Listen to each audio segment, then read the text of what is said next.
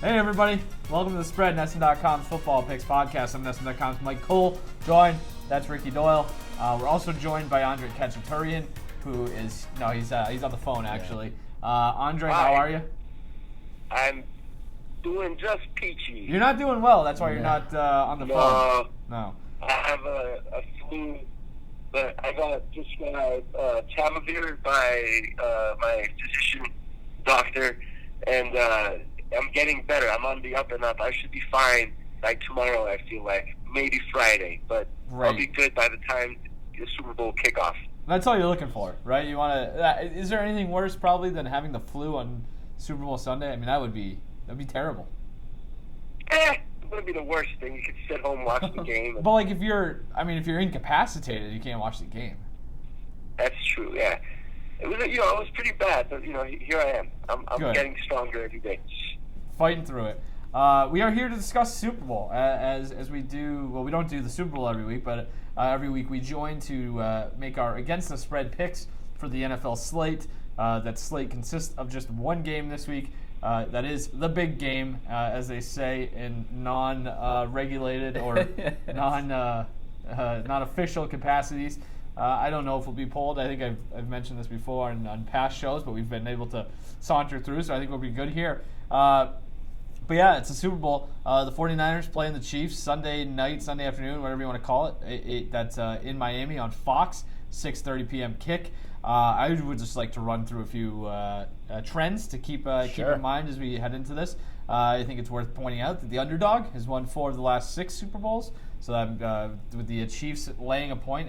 So the 49ers are the underdog here, and I think it's another thing to point out.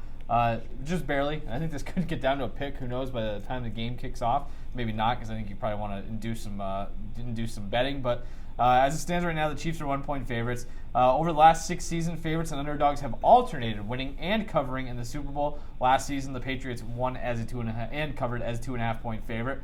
Last 25 seasons since 1995, there have been 18 Super Bowls where one team won more games than the other. The team with the fewer wins, which would be Kansas City in this case, was gone 15-2-1. That's via ESPN.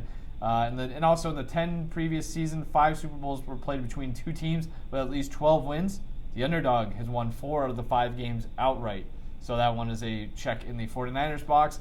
And 5 of the last 7 have gone over the total. The total is set at 54.5 right now.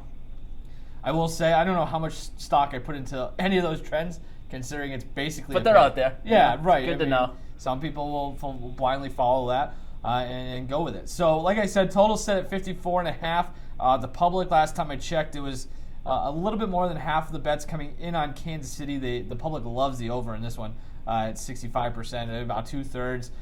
Let's see here. What else can we get into before we really dig in? The weather doesn't seem to be an issue, as always, in Miami. No, actually, that's not true. I was going to say, was it the last time the Super Bowl was in Miami? Was the Bears Colts game? Didn't that pour? Yeah, that was a little rain. Was that? Yeah, that was Miami, right? Yeah, I think so. So that's something to keep in mind. Miami was like 40 degrees last week. Right, yeah. Then you have an reading earthquake reports factor. on weather.com that iguanas are falling down trees. Good point, yeah. Frozen iguanas raining from the sky. It doesn't look like that's going to be an issue. Sunday's high is 72. By the time the night rolls around, it's going to be about mid-50s with a light breeze. So weather is not going to be an issue. These two teams last met in Week 3 of the 2018 season. Kansas City won that game 38-27. Again, I don't think there's a ton to glean from that, but it's worth mentioning. All right, let's get into it. As we said, Chiefs 1-point favorites here. This game Sunday night in Miami. Ricky, why don't you kick us off with how you're handicapping? So initially, I went into this leaning in Kansas City's direction, just based off gut. I mean, sure. I feel like every year, not even just in football, but just across all professional sports, that when you see a championship run, there's like certain moments that stand out. In certain moments where you start to think to yourself, okay, maybe we're seeing something special here. And I feel like we've had that a little bit with the Chiefs. The comeback against the Texans. I look at the Titans game. I think of Patrick Mahomes. That run into the end zone. Just all these sort of, the optics of it. Whereas the 49ers have just sort of coasted their way into the Super Bowl.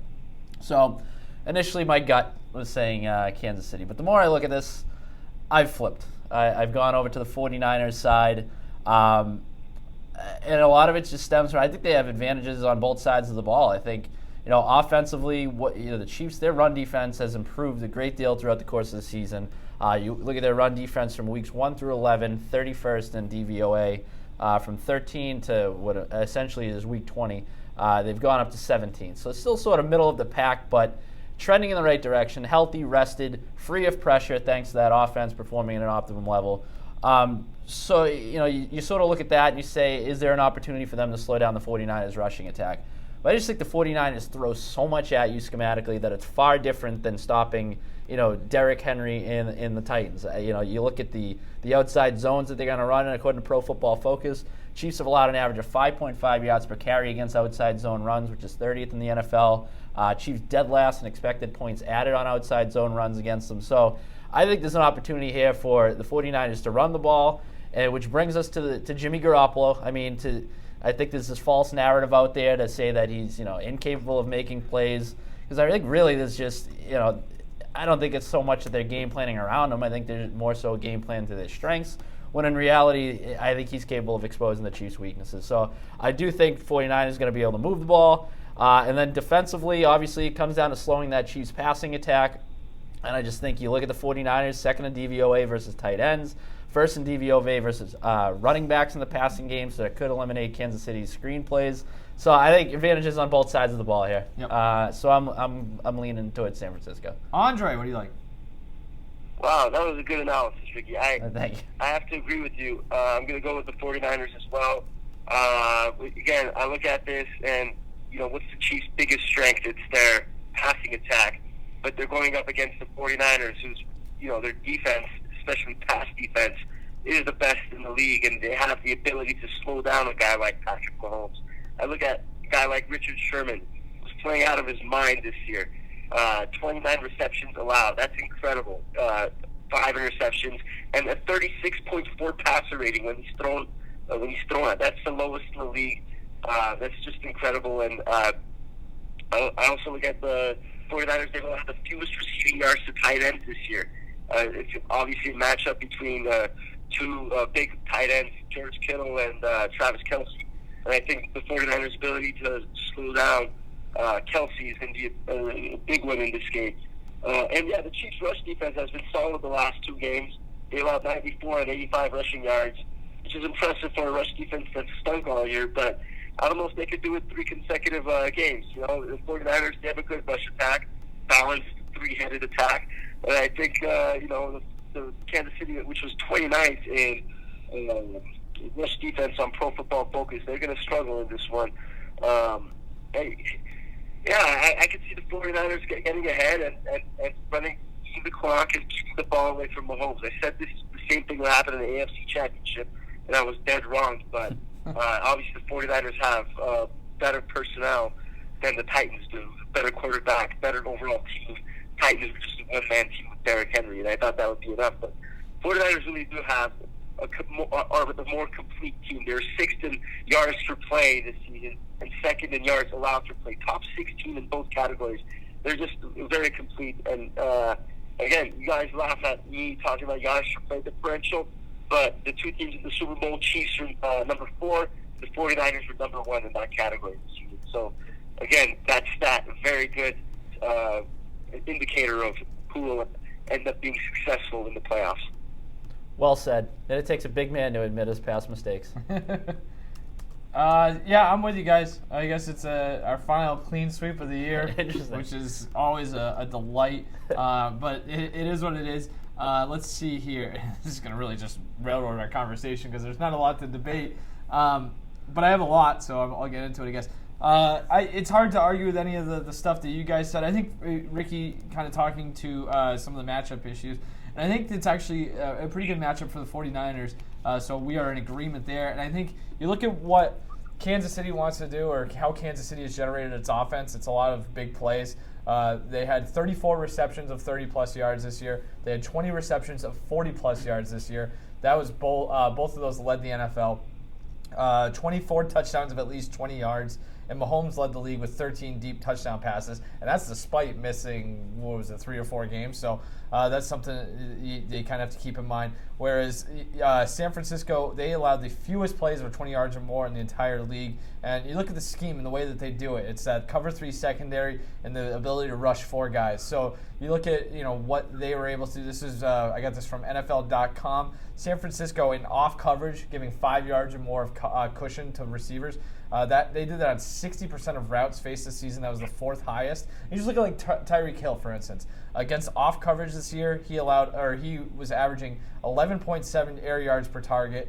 But against press coverage, 19.7 air yards per target. So if you give him that little bit of cushion, you kind of take away from his ability to beat you over the top. And so I think that's something that the 49ers will be able to do. I think that sets up their pass rush as well. And they, like we've mentioned before, they can get at the quarterback when they're rushing 4. They blitz pretty infrequently. You look at Patrick Mahomes. This is also from NFL.com. Over the last 2 seasons, he's thrown 16 of his 17 interceptions when the defense is rushed 4 or fewer. So that ability to generate that pressure is something that I really I think it's not going to look like the Packers game necessarily, but I think there's going to be some opportunities there to get after Mahomes and make some uncomfortable plays. I think the addition of or having D Ford back, I think that's something that we've kind of discussed over the course of these 49ers. D Ford's revenge game. Right, yeah, that's true too. But he's Imagine he goes offsides and the 49ers lose because of that. What's that? Imagine he goes offsides. Oh my God, and the I know. 49ers lose. I'm trying to find it here. I didn't have it in my notes, but there was a stat with they're everybody talks about Joey Bosa and what he's been able to do, and that's fine. But this becomes. Oh, excuse me. I knew I was going to do that. It becomes a different defense when D Ford's on the field. Their pass rush. I'm finding it right now. Hold on. This is a disaster, but I am what I am. D Ford here. Just one quick to your point about the 49ers sort of picking their spots with their blitzes too. Interesting stat I found. They send 5 or more rushers just 20.7% of the time, which is 29th in the NFL. But they produce a sack rate of 12.9%, which is the highest rate of any defense in the NFL. Yeah. So very opportunistic. And credit their the defensive coordinator who's obviously interviewing for head coaching jobs throughout the leading up to the offseason. But just like I said, just being able to pick their spots, and a lot of that stems too with the trust they have in that secondary, led by the likes of Richard Sherman, and just and I just think overall it's going to be a difficult day for that Chiefs offense. Where to this point they've gone up against 2 teams. I mean, the Texans. We spoke ad nauseum about how terrible that defense was. Yeah. And the Titans, they were a team that, for as good as they were in their 2 playoff wins, hadn't really gone up against a team that was able to air it out. And then we saw their flaws exposed on the biggest stage. So back to your point, Mike. I just want to throw with D Ford on the field, the 49ers generated pressure on 34.2% of pass plays, which would have ranked first in the NFL. Without him on the field, just 22.7% pressure rate, which would have ranked 29th. So they are top of the heap, bottom of the barrel with and without him. So that's, I think, there's just a different defense when he means he is. It seems like he also makes Nick Bosa a better player. This is of Bosa's 12 sacks, 9 came with D Ford on the field. It's just they're the 2 of them are menaces. It's just they're going to be able to find some way to generate some pressure, and if you can do that, even in the slightest, it makes it a lot easier to run that cover 3 defense that I was talking about as well. So that's something, and I think one of you guys kind of touched on this too. The Chiefs did a really good job of limiting Derrick Henry in the AFC Championship, but that was all they really had to do. If you took him away, it takes away. Not to disparage what Ryan Tannehill was this season, but a lot of Tannehill's success came from the play action, which was established with the run. You take that away, and they are kind of, Mike Lombardi says this all the time. Can you make them play with their offhand or whatever? Make them play with one hand. Well, I don't know the cliche is. It's one of the Lombardi-isms or whatever. But if you do that to San Francisco here, let's say the Chiefs, who have had a bad run defense at times over the last 3 years, and I'm still not completely sold. Let's just say they do a hell of a job. They sell out and stop the run. Like, you're still going up against an offense that is, or passing offense that has been pretty potent. I think people forget, Jimmy Garoppolo, what is he, at 27 pass attempts through 2 games? You go back and look, 7 times this season he threw for 250 yards or more. They won all 7 of those games. So they are comfortable airing it out as well. It is that term, game manager gets just tossed around like crazy with regards to Garoppolo, because they said that's all he needs to be. I mean, interestingly enough, it's sort of reminiscent of the early Tom Brady days. You know, and you get the team that's that stacked around you that you're able to sort of play to your strengths like that. I thought this is interesting too about Garoppolo that somebody tweeted out yesterday, is a producer for Hembo? Get Up. Yep. Yeah, on ESPN about same stats. Yeah. A few Garoppolo things to throw at you. He's got an 84 QBR in the fourth quarter in game within 1 possession, which is the best in the NFL. There he is. You okay? You holding up? Yeah, keep talking. Garoppolo also a 115.7 passer rating when the team is trailing, which is first in the NFL. A 60% completion percentage on throws 15-plus yards downfield, also first in the NFL, and a 154 passer rating outside the pocket, which is the best in NFL history. So, these all just speak to the fact that Jimmy Garoppolo isn't a scrub. No. As much as some people have sort of painted him in that light based on the lack of volume, I guess, in the first 2 games of the playoffs. Yeah, I agree. I don't think it's a bad thing that Jimmy Garoppolo is not throwing the ball at time. I mean, it's because their team is good, and he doesn't have to throw a ball. And they're just a complete team. And just because he's throwing the ball 8 times a game, I mean, that's a really low number. But I'm sure if you have to throw the ball 40 times a game, he'd be just fine. That game against the Seahawks, when they lost 27-24, he threw the ball 46 times in that game, and they only lost by 3. But he's more than capable of having a high volume game and winning. Yeah. It's I think too. I don't remember if one of you guys mentioned this, and I apologize if you did. I think tackling might be an issue for Kansas City. They allowed more yak to running backs than any team in the league, and they allowed the 28th fewest most.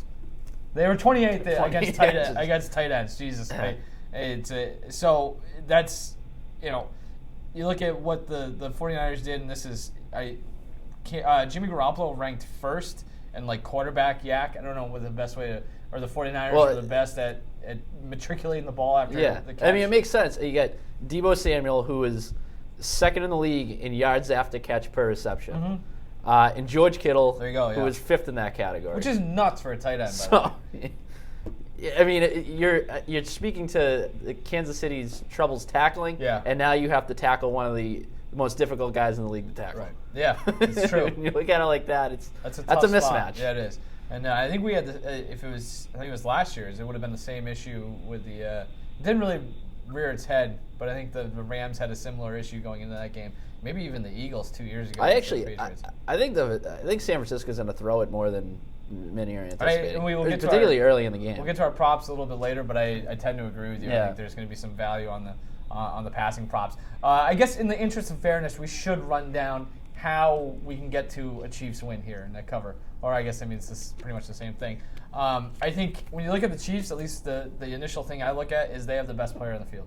Yeah. And they've got Patrick Mahomes, who's playing out of his gourd right now. But not necessarily against the best competition. But he's been a freak lately. I mean, he's got 8 touchdowns, no interceptions in the playoffs. I think if he puts them on his back, which is not a stretch of the imagination by any measure, that certainly could happen. I think they have a chance of winning this game. But I don't know. How do they win this game? It's that, and in particular, I think it's Patrick Mahomes' mobility. Sure. I think we'll get to that as well later. If you can extend plays long enough, he's rare. He's the only guy in the NFL with his particular skill set, with the arm to back up his legs. And you look back at how San Francisco has fared against some other mobile quarterbacks this season. That's sort of where that defense has had some vulnerabilities. You look at the likes of Lamar Jackson, Kyler Murray, and Russell Wilson, 3 guys who can move around a little bit. they had a combined QBR of 71 against the Niners, whereas all other quarterbacks had a QBR of 28. So I think that just speaks to, maybe if you can extend a play long enough, that's sort of where you can attack this 49ers defense. Because otherwise, if you're just lining up and going after them, they're so so well coached, as we talked about, so much skill that it's gonna be difficult to beat them that way. So it's gonna take some broken plays, maybe a little luck, and ultimately, like you said, Patrick Mahomes being Patrick Mahomes.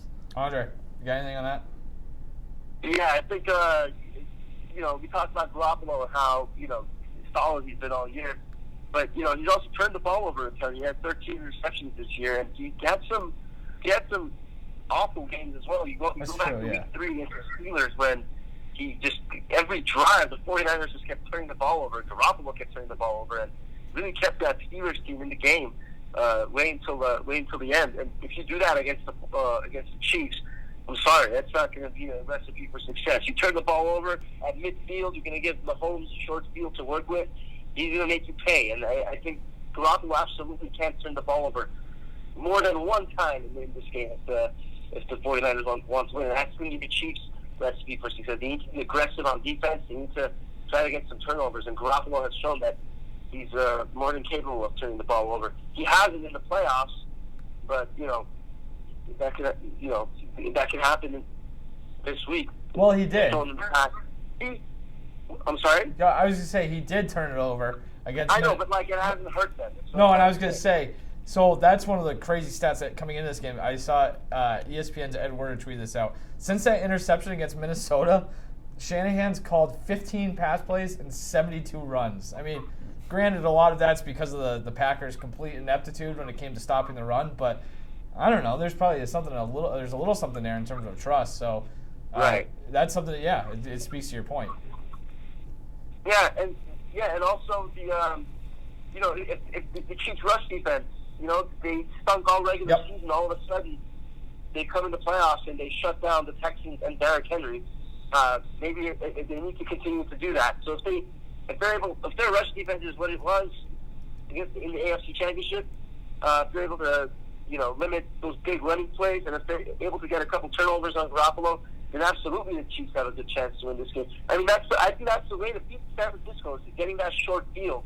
Maybe a big punt return or a big kickoff return to get that short field. Because it's going to be very difficult to go the full distance against the defense like San Francisco's. And that is actually, it's a good point that you indirectly bring up in terms of the punt return and the kick return. I think Kansas City certainly has the personnel to do that. We've seen that already in the playoffs. So, Mecole Hardman is a interesting play for an MVP prop as well, considering maybe a Desmond Howard-like performance in this game. You never know. He could, that is certainly one way. He flips the field or even takes one to the house and changes the complexity of the entire game. So, do you guys have any other thoughts on the game itself? And the sides. Yeah, I mean, I was going to say, I'll take the under. I was just saying, what was that? Go ahead, Andre. You like the under? Yeah, I mean, are we doing that or what? Yeah, sure, yeah. What do you got for a final? Give us a final. Like the final score? Yeah. Yeah. Wow, that's putting me on the spot. Man. Oh, I haven't thought about this. I also have to make sure the numbers I give you add up to the over/under. Yeah, get your calculator. I'll go with 27-22 in favor of San Francisco. All right, so there you go. There's the side in the total. Ricky, what do you like? I'm leaning under as well, and I'll go 28-20. Okay, I will take the under. Also, barely 30-24.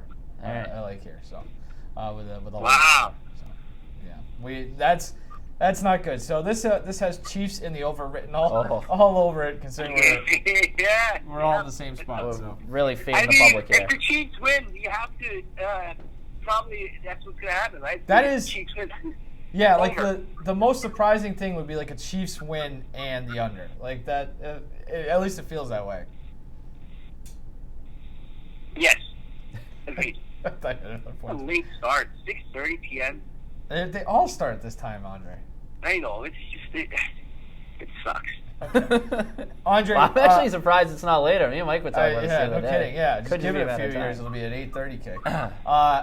Andre, I know, but it's like those, I don't know. Yeah, and you got to get your sleep because you're sick. But let's dive into some props before we get out of here. Andre, why don't you kick us off with the props? Are we doing our $100 bet slip? Yeah. All right. I'm getting $100 or $1,000 or any amount of money. All right. I'm gonna split it this way in 5 equal ways. 5 equal ways, you said? Yeah. So Okay. 20% All right, go ahead. on each. So if it's $100, $20 on each. Sure. Yes. First off, Gatorade being red after the game. It has to be red. It's the favorite right now, but it's at plus 135. I think that's good value. Give me the red Gatorade. It's 2 red teams. What's the 49ers secondary color? I don't even know. Is it yellow? Gold. Yeah, I guess. Yeah, yellow is a possibility, I suppose. Maybe some value there. And I guess the Chiefs' secondary color is also yellow. I believe. Yeah. So there's a slight chance of being yellow, but being this a red versus red Super Bowl, you gotta go with the red Gatorade. Next one, will a non-quarterback throw a touchdown? Yes, at plus 325. Hasn't that been the theme of the 2019 NFL season? Non-quarterbacks throwing touchdowns. Feels like every week there's a non-quarterback throwing a touchdown. We saw Derrick Henry throw one in the playoffs. It just seems like we see it all the time. A team trying to do a trick play. And we saw it in the Super Bowl a couple years ago too. So non-quarterback throwing a touchdown plus 225, great value. Alex Rodriguez will be on the halftime show when Jennifer Lopez is singing. Yes, plus 155, and getting good value there too. Listen, this game is on Fox. Alex Rodriguez, David Ortiz do World Series post-game coverage with Frank Thomas on Fox all the time, every October. So I'm pretty sure A-Rod can get like 3 tickets to the Super Bowl. He's not going to have to pay. It's in his Miami hometown. So he'll be in the crowd. They'll do a little pan on him to kind of promote their MLB on Fox coverage too, which will start in April. So I think there's a great opportunity for Fox to promote their coverage. And also, it's a fitting, A-Rod, J-Lo, it's very fitting. It matches well. God, yeah. And then also, I like Richard Sherman as a Super Bowl MVP, plus 4,000. I talked about how dominant he has been, especially in the playoffs. I can see him getting a pick 6 in this game and getting the Super Bowl MVP and having the shutdown game. Yeah, why not? Plus 4,000, give it to Richard Sherman. And when was the last time a defensive player won the Super Bowl MVP? I feel like it happens more often than not. The Seahawks had a defensive player win the Super Bowl MVP. Am I wrong? Von Miller, maybe? Yeah, I would say Von Miller. This is the one that jumps out to me. Yeah. Von Miller, and I think the Seahawks had a guy too. The Seahawks. I forget. The year that it was Malcolm Smith. The year that they won, they kicked the hell out of the Broncos. Right. So That's it's very true. possible. I don't know why the odds are so skewed. Yeah. And also, my last one. Go ahead. Plus 220, 49ers win, and the S&P 500 index will close above the previous close. Look, the stock market's doing great these days. We all know that. So I'm predicting it's going to keep doing well on Monday. And I think the 49ers are already going to win. So why not parlay it together? Plus 220. Those are great odds. So I like it. I like it a lot. We'll have to take the spread on the road to Wall Street during the off season. Yes. Financial advice. A couple things to mention there. I like the Sherman one too, because if he does anything, he's like one of those guys who's famous too. So I think he'll get more votes and they maybe even deserve in that situation. Well, the thing is, he can be fired up. He was very emotional during his Super Bowl media availability. Yeah. Just the whole Kobe Bryant situation. That kind of an event can really spark a guy like Richard Sherman. He's one of those once in a generation type of athletes, and I think he's gonna have a huge game in this one. Like he's gonna take it to that next level. You see, Brett Favre, when his father died, he went out and got that huge performance against the Raiders on Monday night. I think we're gonna see a similar type of performance by Richard Sherman. Why? I don't know, but that's what Richard Sherman is Brett Favre's father. Is the Brett Favre. Great parallel to be drawn. Completely shifting gears before Ricky goes, I will say I'm looking at Bet Online's props and this kind of ties in. Keep laughing. What's that? I said keep laughing. Okay. BetOnline.ag has their props. Maybe you could parlay this with your A-Rod one. The question is, will J-Lo show butt cleavage? So no is minus 400. Yes is plus 250. what qualifies as butt cleavage? I don't know. Is that like plumber's crack? Yeah, no kidding. What is that? Yeah, that's a good point. Who is the one? Because you gotta think you see some cheeks maybe. Yeah. Yeah. Is there a certain? Where do you draw the line? Maneuver Really? around here. I mean, it is something to be said. Yeah. I think it just qualifies as cheeks because that's the thing. butt cleavage. Yeah, I was gonna say, who is making that distinction? Like, what's the process? Like, I'd love to see how they go about doing that. The guy's just sitting there like freeze framing it. Yeah, I don't know. Wardrobe expert. Anyway, Ricky, save us. What's your? All right, so I'll circle back to the MVP debate here, a little discussion. I'm gonna sprinkle a 20 spot on my $100 bet slip on Jimmy Garoppolo to win the MVP. I believe it's at plus 370 is where I saw him at. That's pretty good for a quarterback. And that's my thing. It seems like a good value pick here. The fact that it is a quarterback, the fact that I'm not sure anyone else on the 49ers offense is going to post huge numbers. I mean, with the exception of maybe Raheem Mostert, but even then it's a little bit of a, you don't know what you're going to get from the running game. I mean, they could incorporate more Breida or Coleman like that. And for a receiver, I don't really know who's going to go off. So a running back, by the way, has not won the MVP since 1998. So there you go. So it seems like good value. If anybody's going to win it on the offensive side for San Francisco, it's going to be Garoppolo. Could ultimately be an instance where he wins sort of by default. I mean, maybe it's just an efficient 200 yards, a couple touchdowns, that gets it done. So I like that. I did want to take a little bit of a long shot, though, and on the defensive side, go with Eric Armstead. He was plus 10,000, so I'll put 5 on him. The natural inclination on the San Francisco defense, obviously being Nick Bosa, but Armstead leading the team in sacks during the regular season. Like the odds of him sliding inside on passing downs, maybe getting a couple sacks that way, forcing a fumble, something of that nature. So seemed like another decent value for a guy who's primed to make an impact defensively. One other long shot. I'll toss a 5 spot on Deebo Samuel to score the first touchdown. Plus 1,100. I like that a lot. 1,175.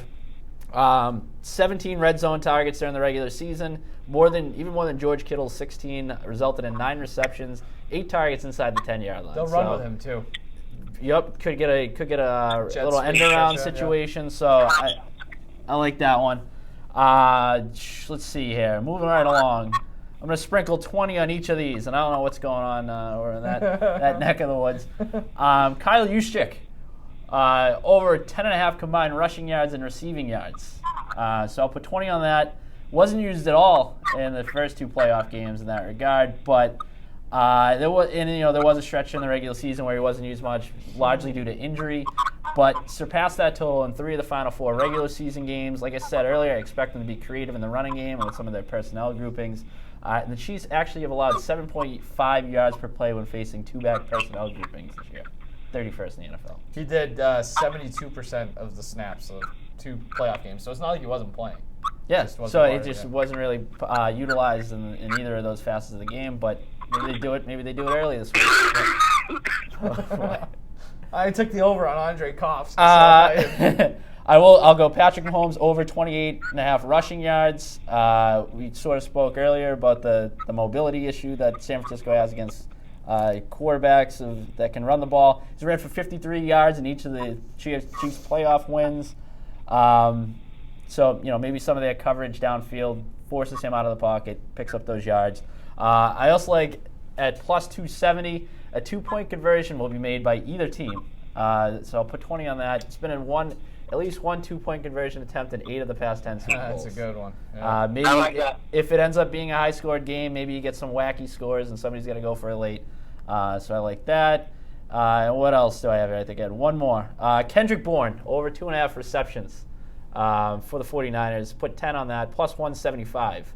I also like his over 24.5 receiving yards, but the odds are better here. Like I said, I think the 49ers are going to throw the ball more frequently than maybe anticipated. Got to figure a lot of the attention is going to go to Kittle, Emmanuel Sanders, Deebo Samuel. So there's an opportunity for somebody down the depth chart a little bit to maybe make an impact. So Kendrick Bourne, over 2.5 receptions. I like it. The natural inclination is to take overs, and we're on just a whole ton of overs. Right. 1 year after literally just about all of the unders hit. Yeah. So I guess it's got to write itself. Well, we were under on the score, so you got to that's true. Yeah. balance things out by going over on the props. Yeah, I guess so. Yeah, sure. A lot of yardage, but not a lot of Yeah, score. I guess so. All right, I like George Kittle to win the MVP. I got that 15-1. I'll throw a 10 spot on that. We talked about it, but Kansas City ranks bottom 5 against opposing tight ends. Kittle, nearly 8 catches, 97 yards per the last 4 games of the regular season. So he was red hot going in.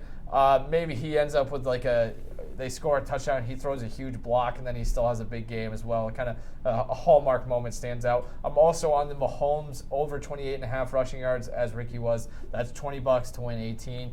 Only Cincinnati and Cleveland, who both faced Lamar Jackson twice, allowed more rushing yards to QBs this season. For the first beer brand to air in a commercial, I'll take Bud Light / the Bud Light Seltzer, or whatever the hell it is, which just came out, so you got to think they're going to be pushing that early. Typically, Budweiser has been the first beer brand, but I think maybe they changed it up this year to get the new product out there. That's plus 150, so I'll throw 10 down to win 15. Westgate is allowing me to parlay some props, so I'm going to parlay will either team score in the final 2 minutes of the first half. I'll say we'll take yes, and I will parlay that with will either team score in the final 3.5 minutes of the second half. With also yes, so that's minus 360, minus 190. That gets me right around 1-1. So that's 30 to win 28 there. I think it feels like it happens every Super Bowl in the final 2 minutes of the first half. I do generally think this game will be close, and we may have or maybe it's not that close, and somebody kicks a field goal late to get within that one touchdown. They have to go for the onside kick, et cetera, et cetera. So I think there will be a score there in the final 3.5 minutes. Kind of on that same end, I will take, will it be overtime? I'll say yes, plus 800. I know it's only happened once in Super Bowl history, but I will lay $10 to win 80 on the 8-1 bet there. Small spread. It feels like it's going to be a close game. I mean, maybe it just feels like good value there. And also similar to Ricky, I'll take Juszczyk's over receiving yards, 9.5. That is minus 110, obviously 20 to win 18 there. He has at least one catch in 8 of 12 games he's played in the season. That's 12. He's averaging 12.8 yards per catch. He's had some big plays. I was looking at his game logs earlier. He had one game where he caught a 49-yard catch. He had one where he caught a 23-yard catch. He had a game where he had 63 receiving yards, 51 receiving yards. So when they do throw to him, they it tends to get him a chunk play. And I think it's kind of Ricky was saying earlier. This is a kitchen sink game. Obviously, it's a Super Bowl, so I think they probably have something where he leaks out and they make a big play. So I like that. I like a lot of the first drive stuff. too. Yeah, I'm thinking first drive. And I'm with you. I think I'm leaning on a lot of the passing stuff for the 49ers because maybe this is almost too simple-brained, but it feels like everybody's talking about their running game right now that they almost come out and say, we're going to throw it early and use that to set up the run. I don't know. That's probably overthinking it so much now that it's going to go back the other way. But now I'm like Mike Pettin now here. Now my head's spinning. So that's it for me with my props. So there's a lot of my likes. Wow. It's just That's really cool. Our friends, really cool. Our friends at VEASAN had they have the PDF of I printed it out the other day. 70-something pages. 78 right? pages. Yeah, I'm probably gonna owe the company money right now because I printed them out just to look through them. That's okay. Yeah, sure. Thanks. I got Andre's blessing. Do we have any other thoughts on the Super Bowl, gentlemen? I don't know what it is. I'm not that excited about this year's game as I am in previous years, and I don't know why. I feel like it's gonna be a great game. But it's just not firing me up this year.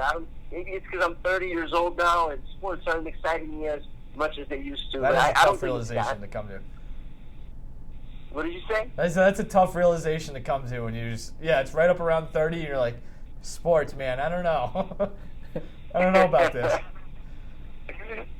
I do wonder, and I guess this is an interesting talking point, is like there certainly from my standpoint, because I'm not a fan, there was some Patriots fatigue, but they've been there so often lately, it almost feels like it's not the Super Bowl without the Patriots. So I wonder if that's part of it. Because I don't know. I'm not a Patriots guy. No, I know, but I wonder if I'm not either. But I wonder just like the absence of the Patriots, especially considering I guess what we do for work, it just doesn't seem as big of a deal. But I wonder if that is part of it. Maybe. I mean. But then again, like the last time the Patriots were in the Super Bowl, it was the Panthers and Broncos. I mean, that one was exciting. You had it was Cam Newton against Peyton Manning. I have no interest in that game. The hype leading to that was kind of good. I don't. Was game there? I don't remember. My brain stinks as we just went over. But like, I don't remember being. I'm more excited for this one, I think, than that one because there's just so much. I think this is a good matchup. So much talent. I'm pretty the high coaches on are this, awesome. actually. We didn't even talk about the coaching matchup really. The Like coaching matchup. I find both quarterbacks to be very intriguing in their own ways. it is the colors. Yeah, no, I think it's the colors. It's gonna be a great game. It could just be the I'm colors. excited for it. Does that make sense? Like, I think it's the colors, Andre. What? I really think it's the colors.